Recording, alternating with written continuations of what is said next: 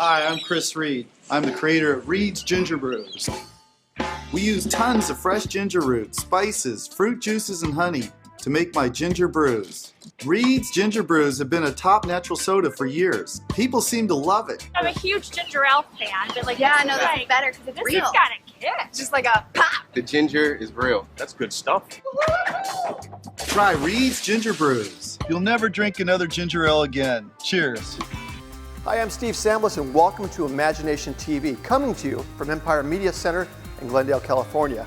At Imagination TV, we are creating a television network which will inspire, motivate, and entertain you 24 hours a day, 7 days a week. We're building this network around the world's most fascinating motivators, producers, educators, and authors. Myself and our other hosts will be here 24/7 to help guide you on your journey. Coming up is Think and Grow Rich, Stickability, the Power of Perseverance. If you read Napoleon Hill's classic Think and Grow Rich, you can give what you've learned stickability. The path to personal and professional success is not a straight line. Most people encounter setbacks and obstacles that threaten to derail them from their chosen route.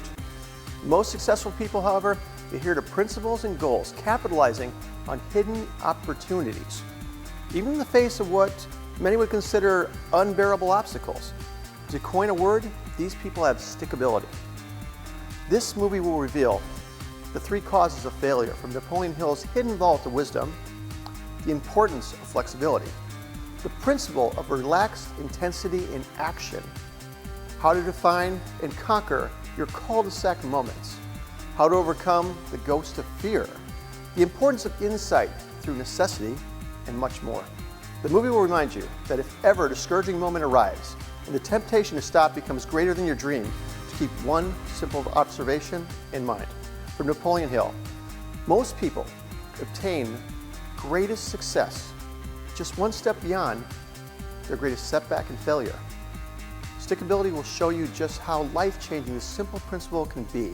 Additionally, it gives you clear outlines on how to develop your own stickability and transform your life forever. So please enjoy Think and Grow Rich, Stickability, the Power of Perseverance.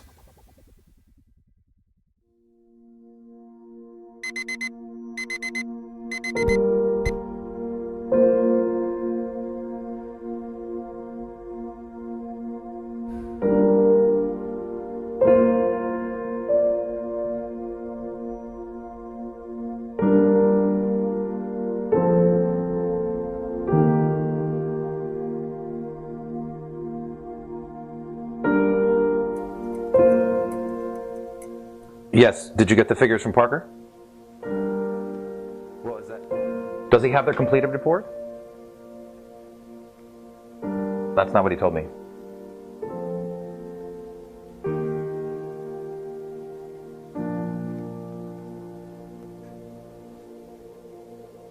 So what have you got going on today?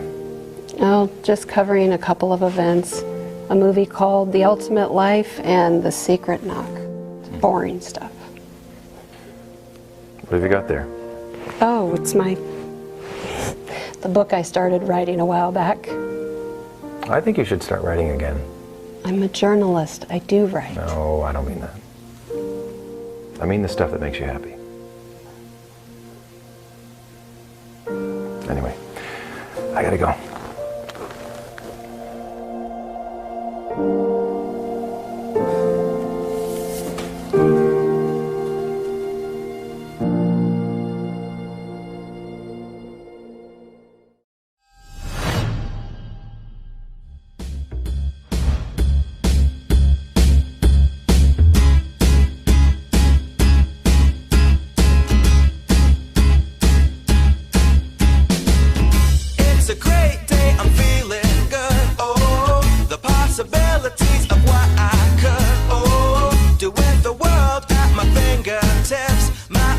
Imagination brings a smile up to my lips. Oh, fascinated, I'm moving fast. Oh, I'm optimistic as the days go past. Oh, opportunity is here for me, so come along and take a look, because I want you to see. Yeah, the world is yours, look a little bit closer. If you want it, come and get it. You can take it over, you can make your tomorrows what you want them to be.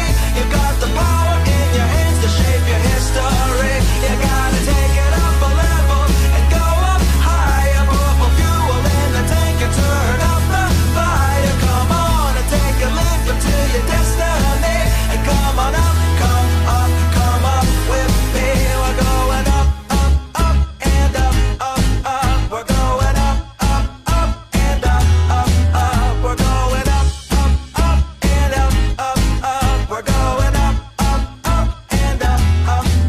Please welcome the founder of The Secret Knock, Greg Scott Reid!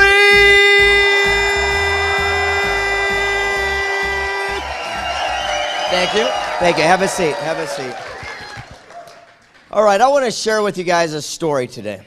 You know, a lot of people know a gentleman named Napoleon Hill, but not everyone knows the story behind the story.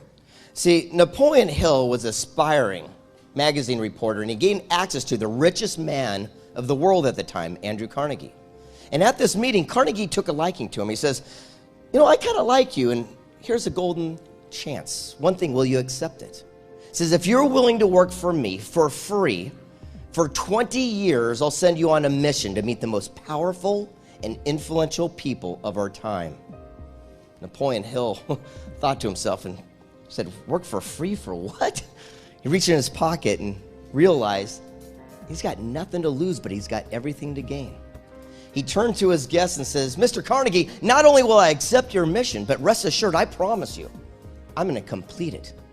Carnegie takes him by the hand and says, I not only like what you said, I like the way you said it. You got yourself a job. But then Hill says, why are people going to talk to me? You know, I'm just the kid. I'm nobody. And he says, that's easy. I'm going to write you a letter of recommendation. And when people see it, they're going to know I sent you and give you a few moments of their time. From there, he sat down with Edison and the Rockefellers, J.C. Penney's, the Henry Ford.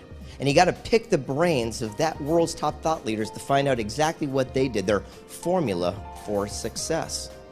So I asked the president and CEO of the Napoleon Hill Foundation for an opportunity. So will you allow me to go around the country and interview today's top thought leaders to find out why they didn't quit just 3 feet away from their own vein of gold? And from there, the stories were absolutely amazing. But I got to tell you, the relationship I met with the CEO of the Napoleon Hill Foundation is what truly changed my life. Who here would like to have had the opportunity to sit down with the CEO of the Napoleon Hill Foundation and pick his brain? I got great news. He's right here. Don Green, come on up, buddy. We go through 3 stages in life. One of them is learning, one's earning, and one's sharing. We should be doing all 3 of them at one time. But most people never leave the first stage, which is earning. They're surviving. I got a quote from Eisenhower who said was, if all you demand out of life is food, clothing, and shelter, you can get all 3 of them in prison. That's surviving.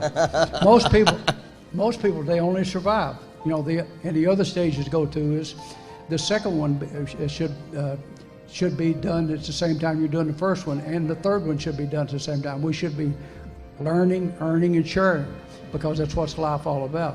When it comes down to stickability, if somebody has a dream and someone has a vision, what's the one tip you would give them to not give up on their dream before the miracle happens? Well, start figuring out what's next if it doesn't work. I mean, you know, I'm like Richard Bose found the damn way. I read a quote from him one time. He says, and he's about like what Steve Jobs said. He said, get knocked down 70 times, and he said, I'm jumping up hard, and here comes 71. Ladies and gentlemen, put your hands together for Don Green. There you go. Take that with you. Thank you. Let me have it. Thank you. So the journey continues, and it all continues with another letter. You see, Don Green so graciously wrote another recommendation so we can go on a journey to create the next chapter in personal development, Think and Grow Rich, Stickability. And just like the great Andrew Carnegie wrote a letter of recommendation for Napoleon Hill, well, guess what? Don Green wrote a letter of his own. And this one opened the doors of opportunities so I could sit down with some amazing people. And we did it under the one rule that Napoleon Hill said is the key to personal success and no matter what we do, and that's creating a mastermind. So what I did is I put together a personal mastermind group where we came together as a collective soul, and we went on a journey to sit down and pick the brains of today's top thought leaders to find out exactly what they did to persevere through their most challenging moments. And they asked me, real quick, off the top, can we go interview the one and only Peter Diamandis? The most limited resource in the universe is the mindset. The most critical thing is if you believe it, and if you can create the mindset that people believe it, then it is doable. And that's what X Prize is about. It's saying this can be done. And the money goes to the person who accomplishes this specific task I don't care where you went to school, what you've ever done before. If you pull this off, you win. Now, those of you who don't know who Peter is, trust me, you do know what he created. See, he founded an organization called the X Prize. Now, the X Prize was a concept.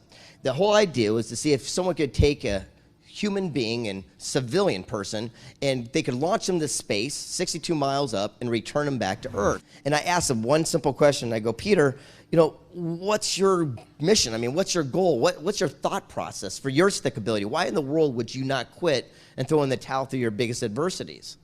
And he said the greatest line. He says, you know, while so many people are working to make this planet a better place, I'm doing my best to get off it so I can make the perfect world for somebody else. Oh, pretty powerful, right? And I go, that's called dreaming. Who here would like to sit down and meet with Peter Diamandis? He's not here. But we did have an opportunity to sit down with some amazing human beings. Individuals that have done things and achieved success in a level that few could even comprehend. Imagine learning from Leah O'Brien Amika, who won 3 gold medals in the Olympics. Adversity introduces a man's character to himself. And I believe that's true because anyone can go out there and can win and can have it all and put a smile on their face and just keep trucking. But what happens when things get hard? That's when you find out what you're really made of. Can you fight back? Are you going to give up? And how are you going to respond? We even got invited to the home of Matt Mullenweg, inventor of WordPress. We got to pick his brain on the power of cooperation. We even went knees to knees with Nick Halleck, known worldwide as the Thrillionaire. Here, I even brought some videos so you can see what he's about.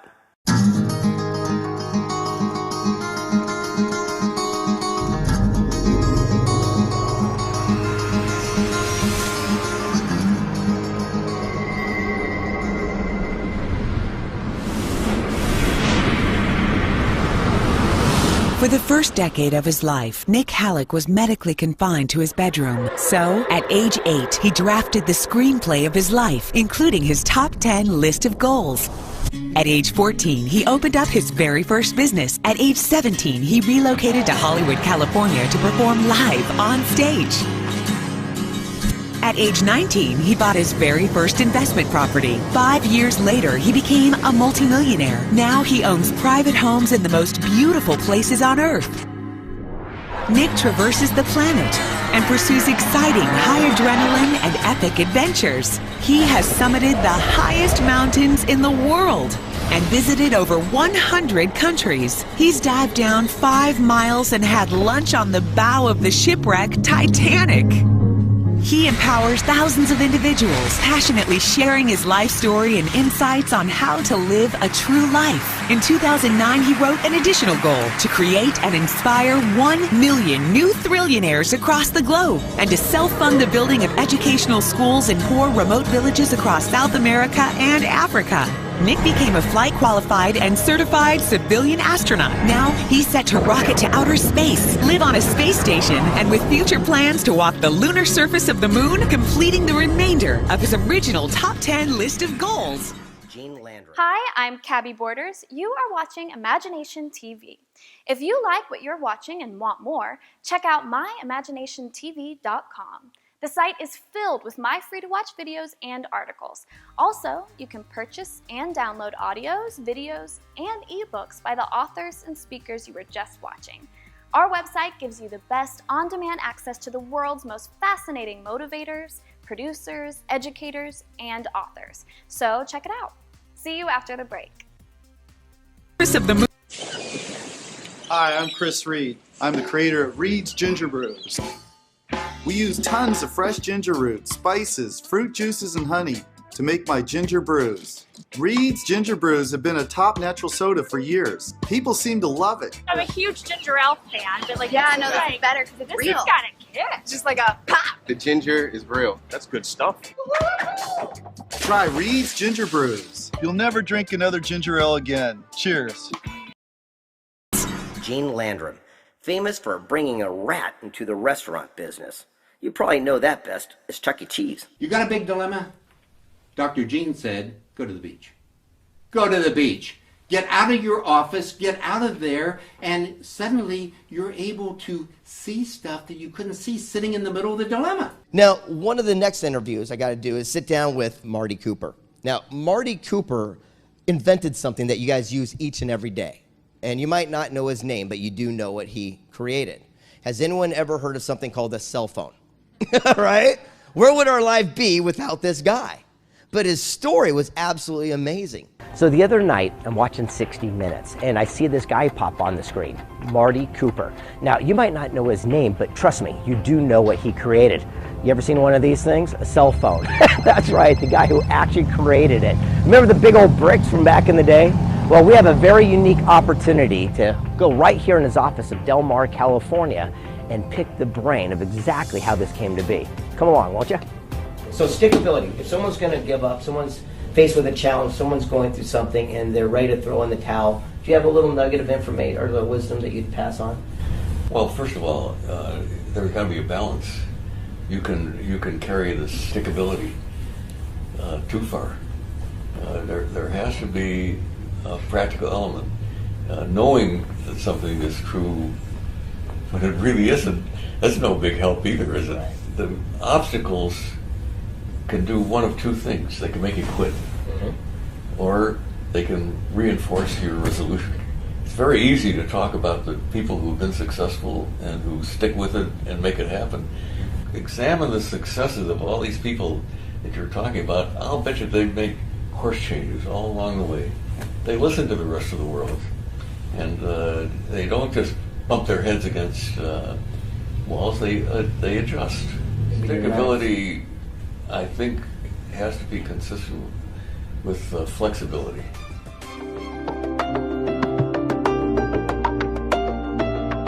Stickability has to be parallel with flexibility. It seems like every top thought leader that we sat down with said the same thing. If you're not willing to adapt, if you're not willing to adjust, if you're not willing to roll with the punches, you're going to end up just being stuck.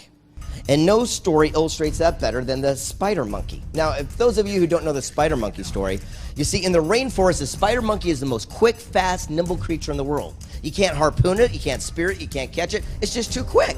But one hunter came up with a solution. See, he took a giant, heavy log and drilled a tiny hole inside and dropped a peanut in the base. He dropped that log at the bottom of the jungle, and the monkeys would smell that nut. Coming down from the treetops, the monkeys would reach inside and grab a hold of that nut, and their fists would become so big, couldn't pull it out of that log and just become anchored. An hour later, the hunters would come by, knock him over the head, put the monkey in the bag, and capture the elusive spider monkey. Now, all the monkey's got to do is let go, pull his hand out to live to fight another day. But that monkey thinks that nut is saving him. That's the nutrition. That's the value. They have to have it. Well, here's the question. How many times have we or someone we know, or are we going through it right now, where we're holding on to our own nut in life? Whether it be a bad job, relationship, fear, a car, remorse. And we think that that is saving us, but ultimately, it's leading to our own demise. The person you're seeing on the screen right now, his name is Ron Klein. Now, Ron Klein invented something that, again, we use, I believe, pretty much each and every day, especially my wife does at least. The realities are, he created something called the credit card magnetic strip. People call him the grandfather of possibilities. And he always talks about what can be rather than the obstacle. He looks at the solution, the possibility. And with your permission, I want to ask you, who here would like to meet Ron Klein?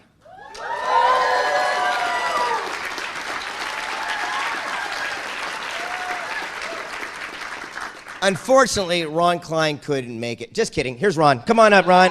There.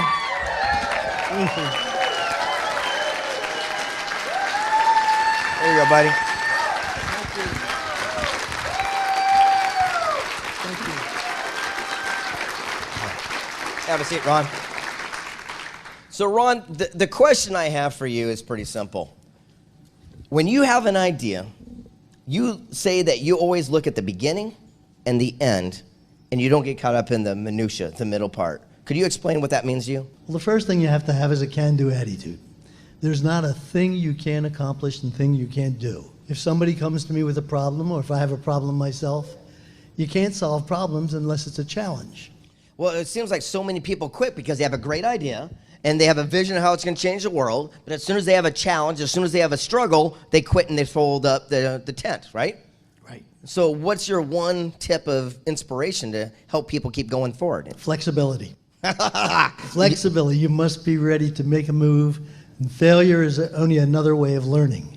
So you, again, go back to what was the given and what's the solution we're looking for, and don't be concerned with the failure of the journey in between, because it's just another hurdle. It's kind of interesting is that Ron's been here for the last 2 days, and he's been sitting among everybody, but has everyone reached out to get to know Ron Klein yet? And the realities are there's excellent people everywhere seated inside here, but are you going to start asking the right questions and reaching out to these people so you can start building them into your sphere of influence? 80% of everything you need is already within your circle. Will you start seeking it so you can start applying it so you can reap the rewards? Ladies and gentlemen, put your hands together for the one and only Ron Klein. Now, stickability doesn't always have to be in the form of a business. Peb Sherpa is the person you're looking up there on the screen. You see, his story is one of love. One of love that I've never heard before in entire life. You see, he grew up at the base of Mount Everest, and he fell in love with another woman from Kathmandu. One was a Buddhist, and one was a Hindu, and it was forbidden for either one of them to engage in a relationship. And he looked up to the top of the mountain and says, do we agree between the two cities that the one God we both agree to is that mountain? And she said, yes. And says, if you'll go with me, I want to go on top of that mountain with you and proclaim my love. They walked to the very top, climbed and summited Mount Everest, and they're the very first couple in the history of the world to actually exchange their vows and get married on top of the mountain. Well, I think it's my best point is, the storm always ends. One of friend told me this, and I believe that because in people's life, every minute there is a challenge, and you have to face that, and it will go away and sunshine next day for sure. So by shining a light on what fears you or scares you, it gives you the inspiration and courage to actually deal with it and face it. Right. A lot of people don't know this, but the real danger and challenge is coming back down the mountain. You see, that's where all the pitfalls and all the danger truly lies ahead. Well, his wife, being unfamiliar with climbing such a mountain, she didn't have the right goggles and actually went snowblind. Oh my goodness, could you imagine what Peb was experiencing? All of a sudden, his newfound bride couldn't even see. They go halfway down that mountain, and sure enough, they finally find the rescue center where the helicopter starts coming down to rescue him and take him to safety. And what happens? The helicopter crashes right before them. Oh my goodness. Well, a couple hours later, another helicopter comes to rescue them, but they get altitude sickness. So the first helicopter's crew has to rescue that helicopter crew and finally take them to the base of the mountain to freedom, where they go to America to experience their new life together. Now, here's the big moral. How many times have we or someone we know are willing to go all in for love? I thought his story was so good, it should become a major motion picture. And I says, you know what, Pem? I'm going to go down and find a movie producer, someone in Hollywood who's done something big. I said, well, who's done the big films like Mothman Prophecies and Under Siege and Pretty Woman? I says, I got to pick this guy's brain and see if we can make this a major motion picture. And guess who I found? Gary Goldstein, the actual movie producer. And I wanted to sit down with him and ask him, real simple, is this possible? But in that meeting, I found out something even more important. He had a stickability story that was like nothing else I had ever heard. Who here would like to have met Gary Goldstein? Ladies and gentlemen, Mr. Gary Goldstein, come on up, buddy.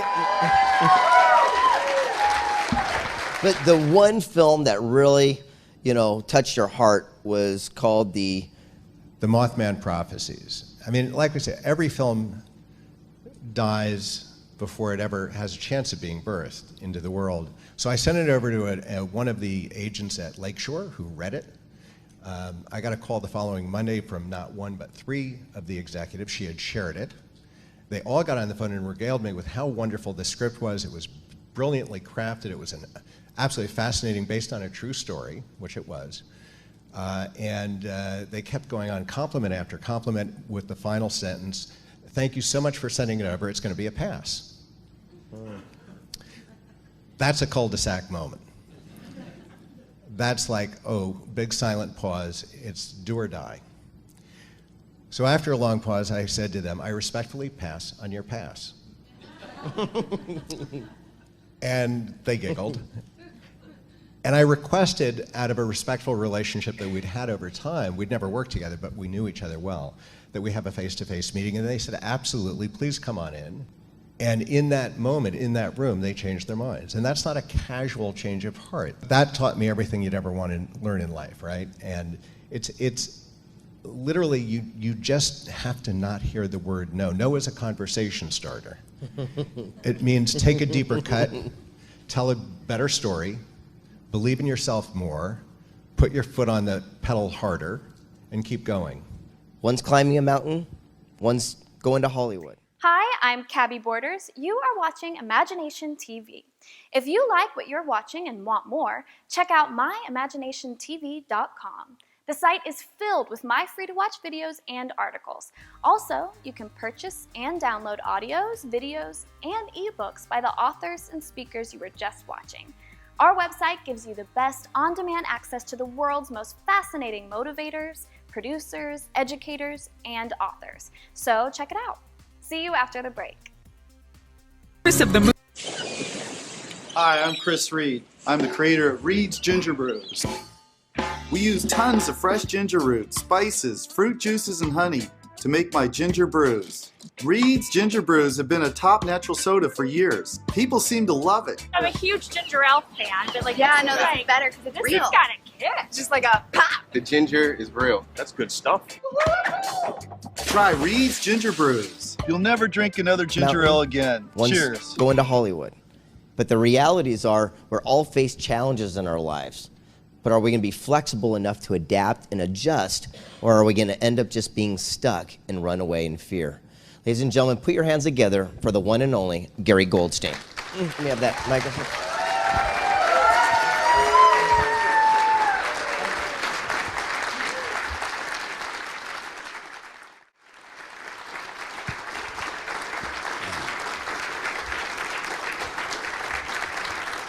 You know, I asked a lot of people one question. It says, if there is one determining factor that holds people back more than anything else, what would it be? And it comes down to one simple word, and that word is fear.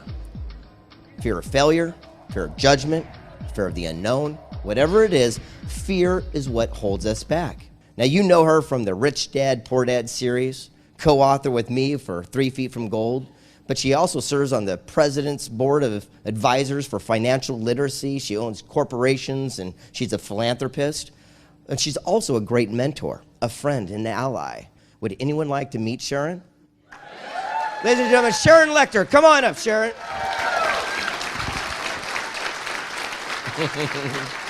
You are now an expert in outwitting the devil, of the fear. And Napoleon Hill, when he talked about the 6 ghosts of fear, he talked about the fear of old age, the fear of dying, the fear of poverty and things of that nature. And one of the conversations that you and I have had is said that a lot of those fears are also a little bit more modernized, where it's a fear of judgment, it's a fear of the unknown, it's a fear of pain, the fear of loss. Would you share with everyone what your definition of fear and what that is? The definition of fear is really the lack of faith. And one that I think really cripples a lot of people today is the fear of criticism. Because what we see all around us are people judge themselves through other people's eyes. And so they want to be for me, I want to be the best mother, the best grandmother, the best partner, the best writer. But you have to start with the best you. Fear is a mechanism. So you choose whether and fear can motivate you.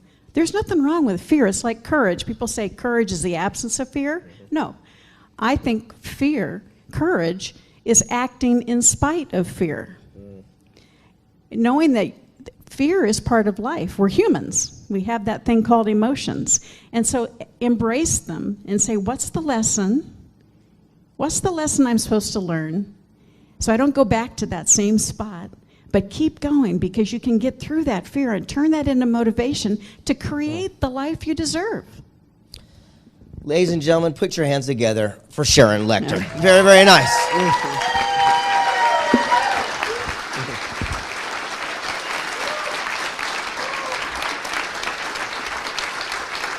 Very good, Sharon.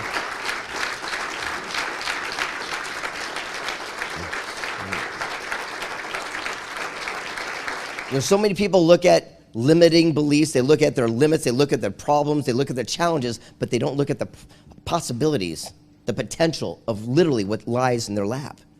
One interview that Don Green insisted that I do is with a gentleman named Jim Stovall. Now, Jim Stovall created a book, a masterpiece, and a film called The Ultimate Gift. Now, The Ultimate Gift is one of the greatest books you'll ever read in personal development on mentorship. Well, that movie became such a great success, they asked him to actually do a remake, which is going to be coming out real soon, called The Ultimate Life. But the story of Jim Stovall is he's visually impaired. And he realized that his setback, a handicap that other people would see, actually was a blessing in disguise. You see, I interviewed him and I asked him this simple question. What would you rather have, vision or your sight? Well, I've had sight and I've had vision. Sight is a precious gift. I had it for the first portion of my life. And sight tells you where you are and what's around you. But vision is infinitely more valuable because vision tells you where you could be and what is possible. And enjoy your sight, but treasure your vision.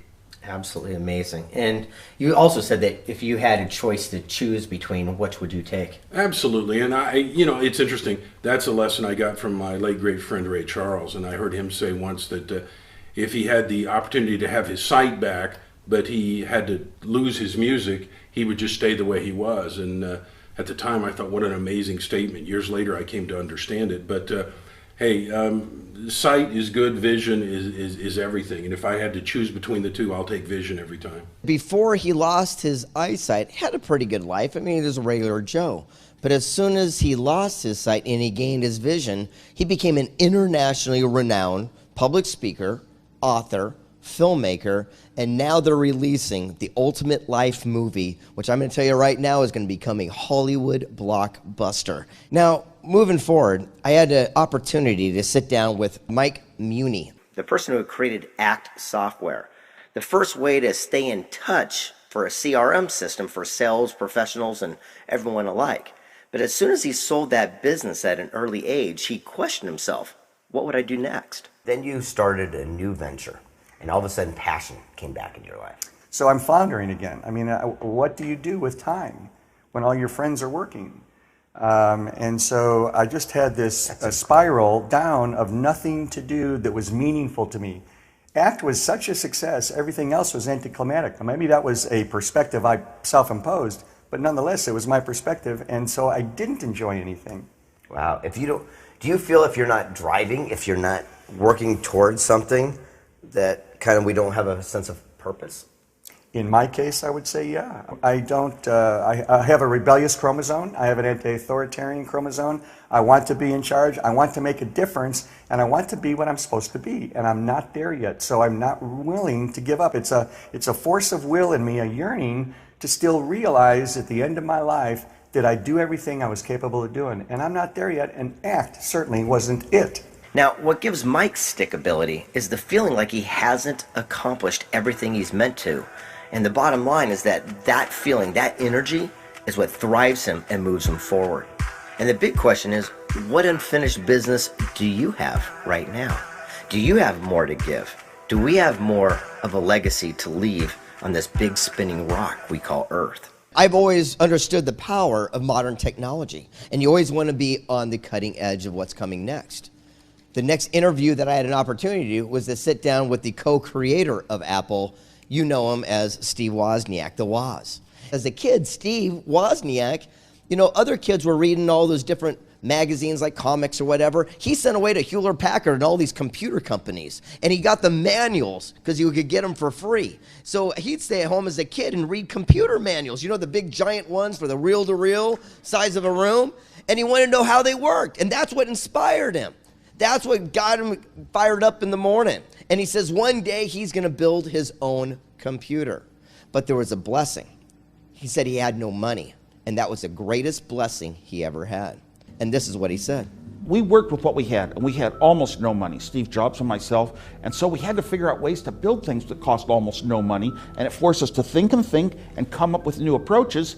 And if we had had all the money in the world, Heck, we might have just been satisfied buying things the way they were, just becoming another so-so company. You know, by the time we actually made it at Apple, I look back and all of the little A-plus projects I had worked on, one after another, totally wacko, different ideas than the world had ever seen in computers, every one of them came about largely because I had no money and had to figure out ways to do things with just a few $1 chips, and partly because I had never done it before, and that enabled me to think out the cleanest possible, shortest way you could without saying I just do it the standard way that you learn in a book. The realities are he started thinking outside the box, not because he's cool or rich or successful. That's all he had. That was the only resource. And he says, thank goodness, because the personal computing industry would have changed dramatically if they had more dough, because he would have built one the size of a skyscraper. Having the opportunity to sit with the people that have encouraged us and inspired us, one person really stuck out for me. And one person I wanted to make sure I had access to was the one and only Frank Shankwitz. Now, those of you who don't know his name, you do know the industry he started. Put your hands together for the founder of the Make-A-Wish Foundation, Frank Shankwitz. Come on up, Frank.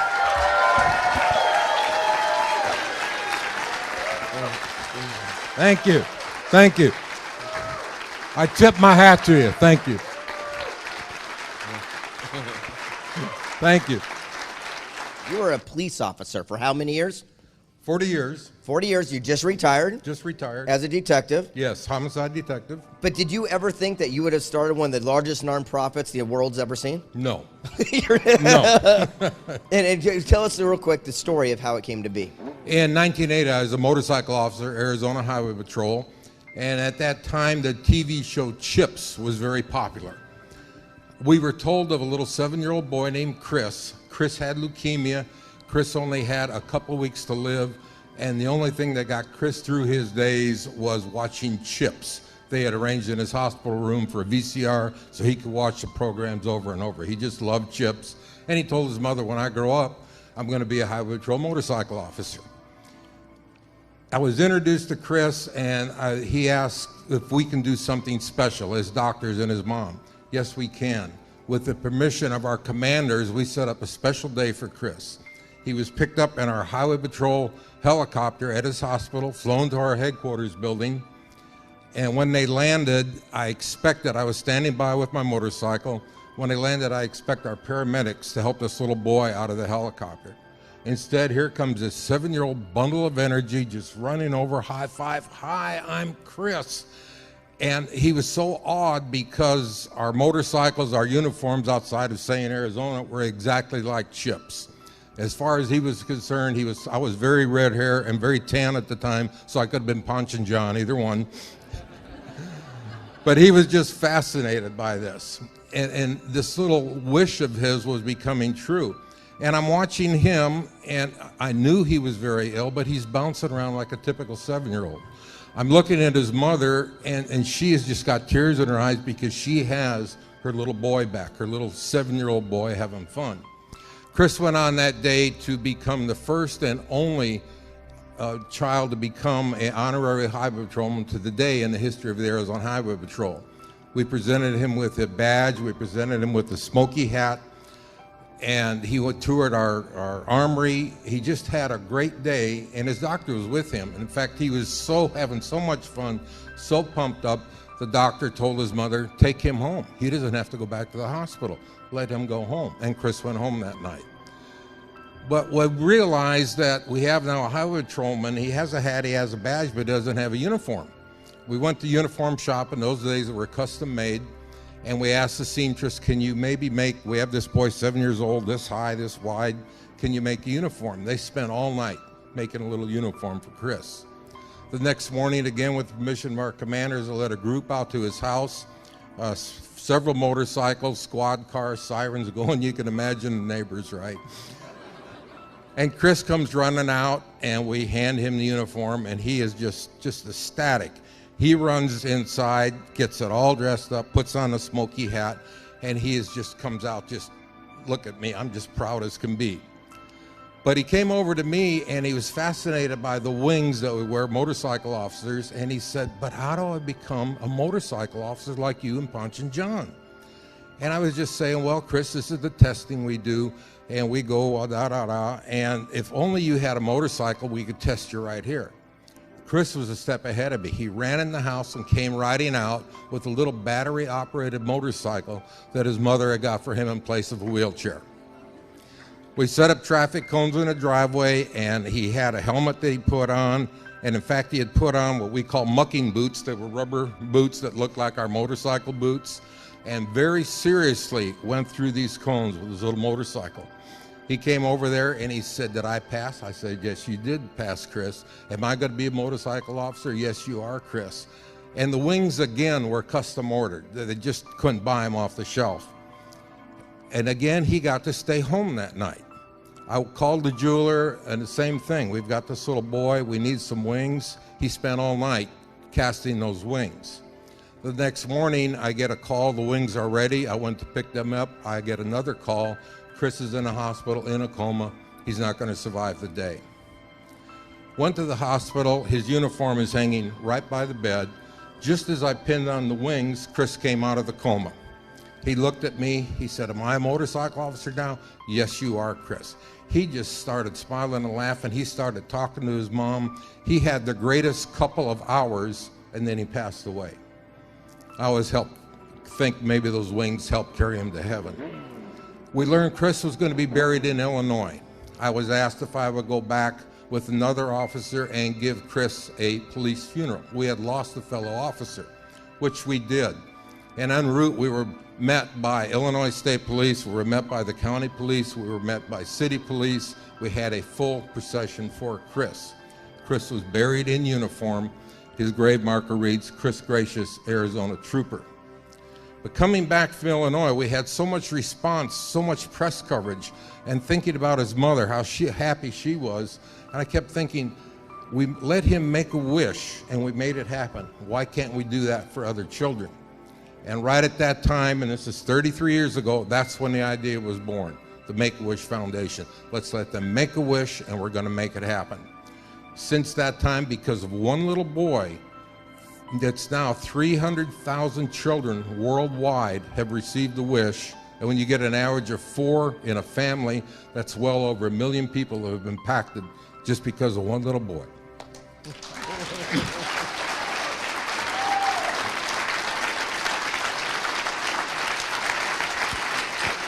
Thank you. Thank you. When things were the tightest, when things were rough, and why didn't you quit? It never dawned on me to quit, and especially I had a coordinator that I hired to, or not hired, but volunteered to go to the hospitals and learn if there were other children. And every time I thought about quitting, because I'm still working full time. In fact, I'm working other jobs like most police officers have to do. And she would come back and she'd say, "Frank, there's this 7-year-old boy that's in the hospital. He would be a perfect candidate. Frank, I just met this little girl. We've got to get this foundation going." So when money started coming in to the foundation, there was some success going on. You decided never to take a penny. Now, it would have been very easy for you to draw a salary. It would be very easy for you to have dipped into that well. Why didn't you? I had a job.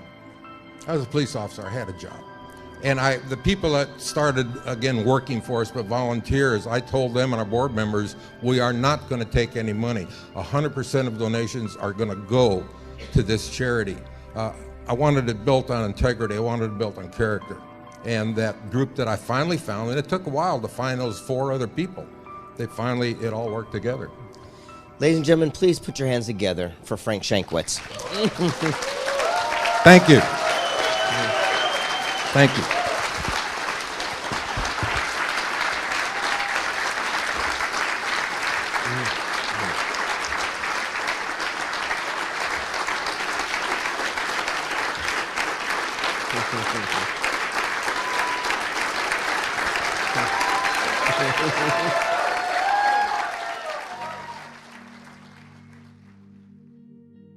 Every single person in this room has got a God-given gift that the world's waiting to hear.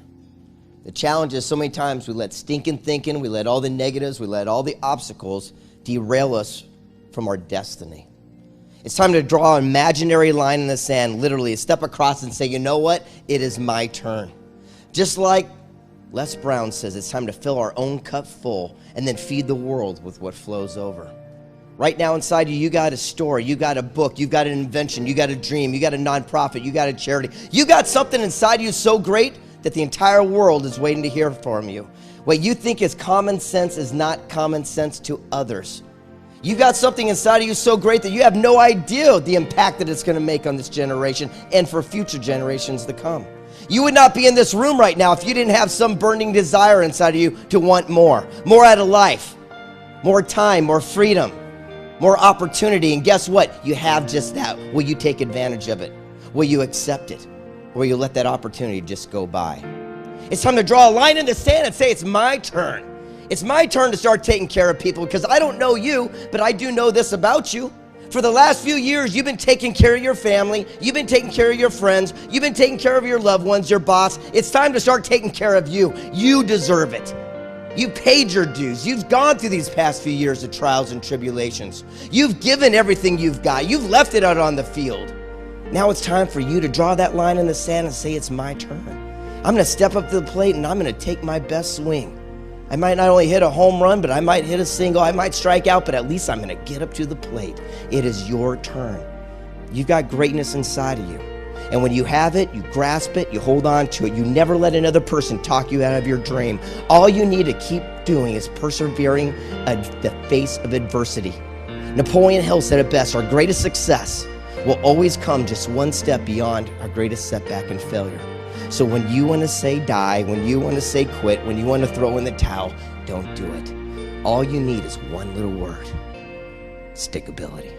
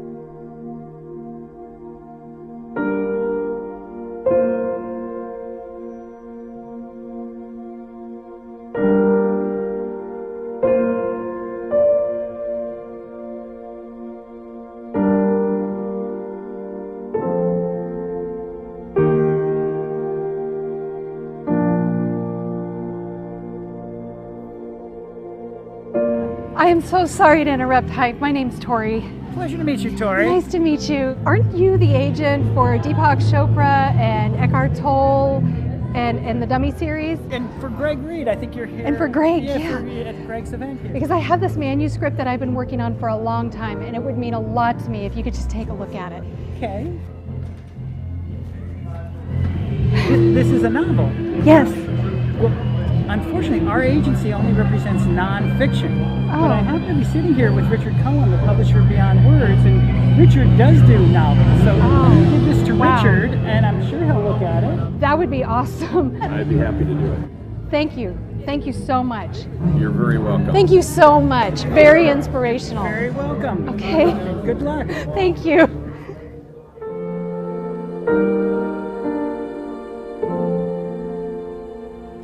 Hi, honey. How was your day? Amazing.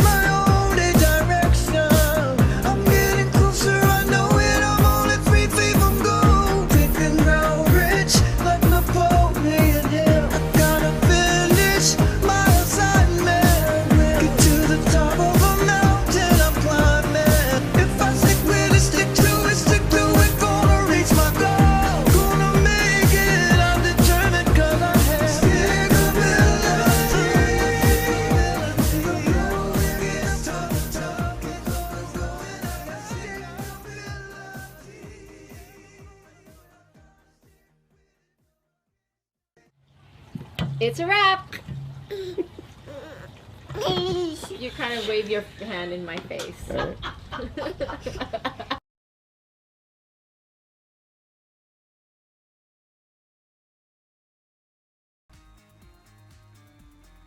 Hi, I'm Cabby Borders. You are watching Imagination TV. If you like what you're watching and want more, check out myimaginationtv.com. The site is filled with my free-to-watch videos and articles. Also, you can purchase and download audios, videos, and ebooks by the authors and speakers you were just watching. Our website gives you the best on-demand access to the world's most fascinating motivators, producers, educators, and authors. So check it out. See you after the break. Hi, I'm Chris Reid. I'm the creator of Reid's Ginger Brews. We use tons of fresh ginger roots, spices, fruit juices, and honey to make my ginger brews. Reid's Ginger Brews have been a top natural soda for years. People seem to love it. I'm a huge ginger ale fan, but like, Yeah, no, this is better because it's this real. has got a kick. Just like a pop. The ginger is real. That's good stuff. Try Reid's Ginger Brews. You'll never drink another ginger ale again.